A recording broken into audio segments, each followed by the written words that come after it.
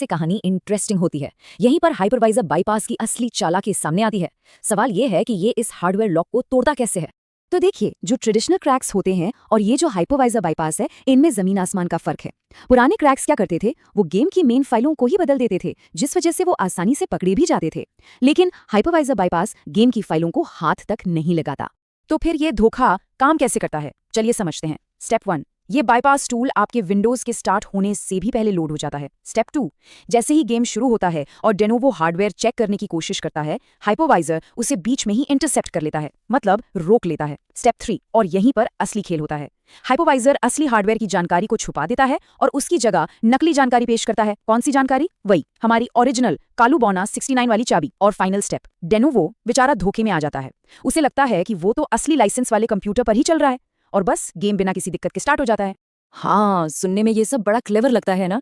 लेकिन अब हम कहानी के सबसे जरूरी और सबसे खतरनाक हिस्से पर आ रहे हैं। इस फ्री गेम की असली कीमत क्या चुकानी पड़ती है? क्या ये वाकई में फ्री है या फिर इसकी कोई ऐसी छुपी हुई कीमत है जो हमें नजर नहीं आ रही? जरा सोचिए, इन बाईपास टूल्स को इंस्टॉल करने के लिए क्या क्या करने को कहा जाता है। सिक्योर बूट को डिसेबल करो, विंडोज डिफेंडर को बंद कर दो, बाकी सारे कर्नल लेवल प्रोटेक्शन भी हटा दो। ये बिल्कुल वैसा ही है जैसे कोई आपसे कहे कि अपने घर के सारे दरवाजे, सारी खिड़कियां और तिजोरी भी चोरों के लिए खुली छोड़ दो। और जब आप ऐसा करते हैं तो आपका कंप्यूटर किसी भी तरह के अटैक के लिए पूरी तरह से खुला पड़ जाता है। ये हैकर्स के लिए एक ओपन इनविटेशन बन जाता है। वो ऐसे मेलवेयर डाल सकते हैं जो सिस्टम में इतनी गहराई में छिप जाते हैं कि आपका एंटीवायरस उन्हें कभी पकड़ ही नहीं पाएगा। और जानते हैं, अक्सर इन बाईपास टूल्स के साथ एक खतरनाक गिफ्ट भी आता है जिसे कहते हैं बूट किट। ये मैलवेयर की दुनिया का सबसे खतरनाक खिलाड़ी है। जैसे बाईपास टूल ऑपरेटिंग सिस्टम से पहले लोड होता है, ये वायरस भी ठीक वैसे ही लोड होता है।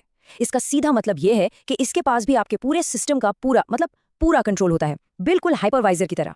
और इसके नतीजे बहुत भयानक हो सकते हैं।